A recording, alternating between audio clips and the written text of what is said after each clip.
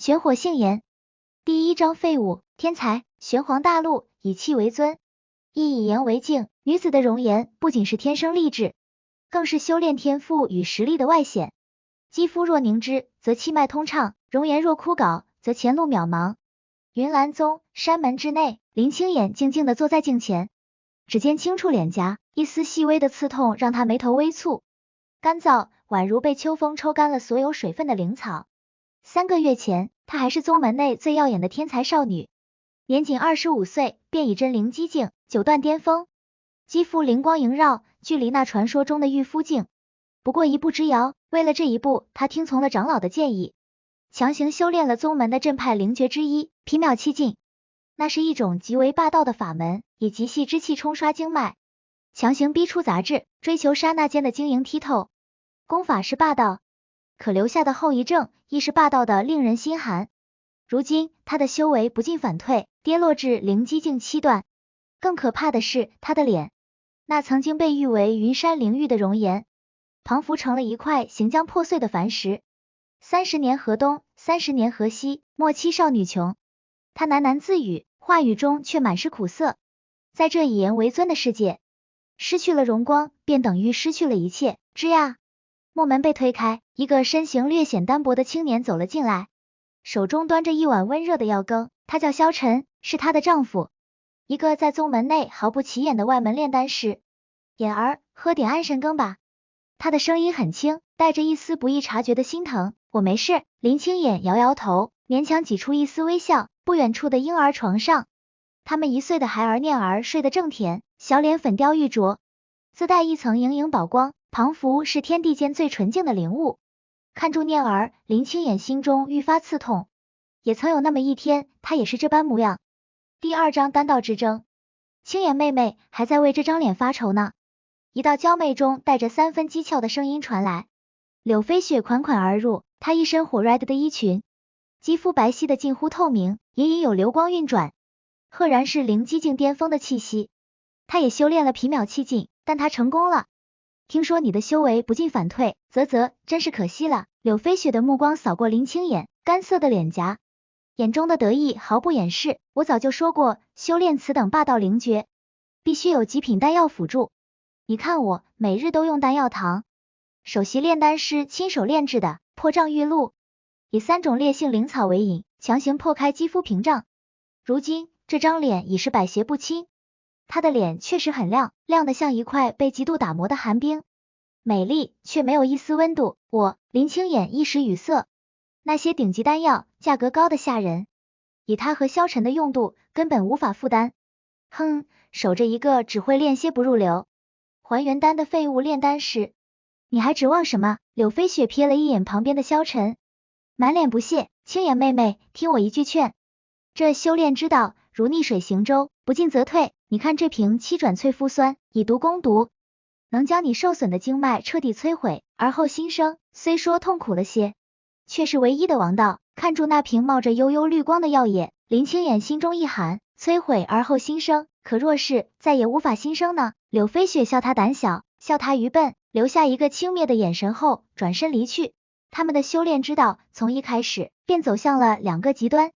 第3章玄火杏岩。夜深人静，林清眼辗转反侧，脸颊的刺痛让他无法入眠。他起身来到院中，却看到炼丹房内竟还亮着微弱的火光。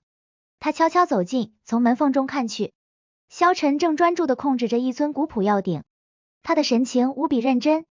指尖跳跃着一缕微弱却异常精纯的火焰，那火焰呈青色，温和而充满生机。他炼的不是那些霸道的破障丹，也不是猛烈的淬肤酸，药鼎中一枚龙眼大小的丹药正缓缓成型。那丹药通体温润，呈淡淡的杏黄色，散发着一股沁人心脾的草木清香，充满了磅礴的生命气息。这是萧晨似乎察觉到了他，收起丹火，将丹药小心翼翼地托在掌心。眼儿，你怎么醒了？你在炼什么丹？萧晨微微一笑，将丹药递给他。此丹名为杏岩滋养。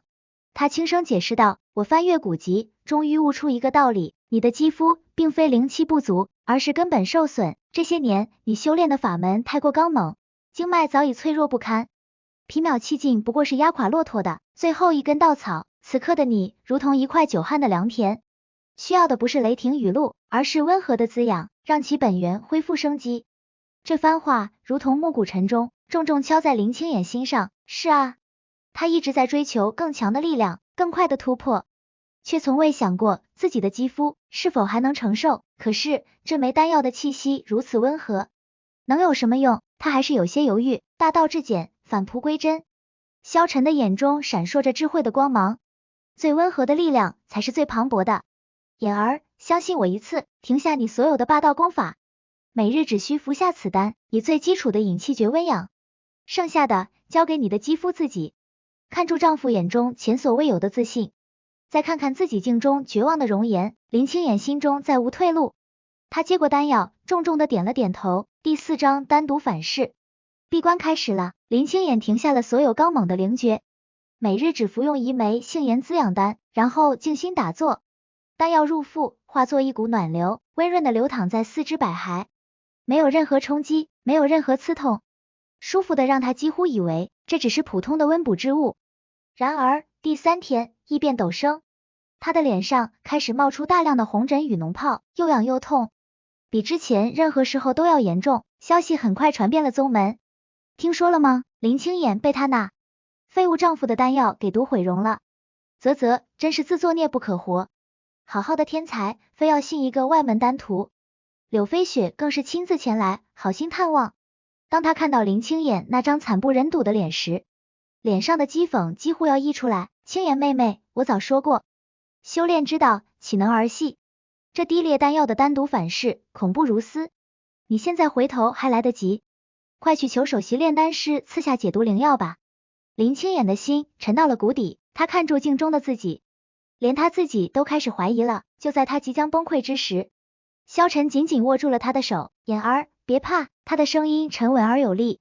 这不是单独反噬，这是肌肤代谢，是你体内多年积累的丹毒与霸道灵气，被杏颜滋养丹温和的药力引出体外。这是必经的过程，是破而后立的前兆。再坚持一下，很快就会过去。他从怀中取出一卷泛黄的兽皮卷，上面绘制的正是机械毒中描述的肌肤自我修复的纹理演变图。看住那熟悉的图谱，听着丈夫坚定的话语，林清影的眼中重新燃起了光芒。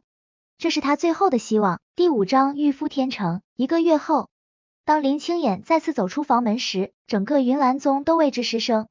风吹过他的脸颊，扬起他如瀑的长发，那张脸褪去了所有的红肿与瑕疵，没有柳飞雪那种锋芒毕露的亮，而是一种由内而外温润通透的灵光。肌肤细腻如上等的暖玉，饱满而富有弹性，仿佛能掐出水来。他周身的气息更是稳固而磅礴，赫然已经突破了瓶颈，踏入了御夫境。这怎么可能？柳飞雪看住脱胎换骨的林清衍，脸上第一次露出了骇然之色。而就在此时，异变再次发生，柳飞雪突然惨叫一声，脸上瞬间浮现出大片的红斑与裂纹，体内的灵气狂暴的四处冲撞。灵气反噬，有长老大惊失色。